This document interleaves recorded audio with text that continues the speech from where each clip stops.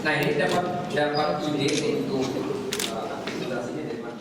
Setelah buron dan membawa kabur uang arisan online dengan nominal mencapai 2,8 miliar rupiah lebih, Yanti Juniarti dan Eka Sari diringkus polisi dari Subdit 1 Kamnek di Treskrim Polda Sumsel di lokasi berbeda. Keduanya ditangkap setelah dilaporkan puluhan anggota arisan online bodong ini dengan satu pelapor mengalami kerugian 1 miliar rupiah.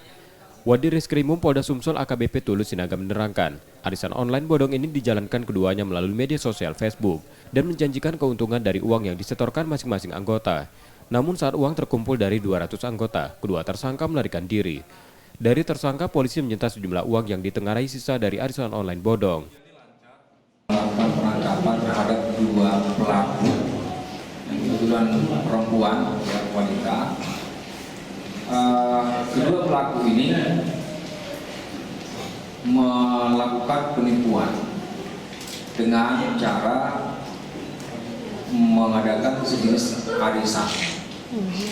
Nah, arisan tersebut mereka publikasi melalui Facebook dengan sejenis janji bahwa setiap pembelian satu slot akan mendapatkan keuntungan 1 juta rupiah per 3 bulan.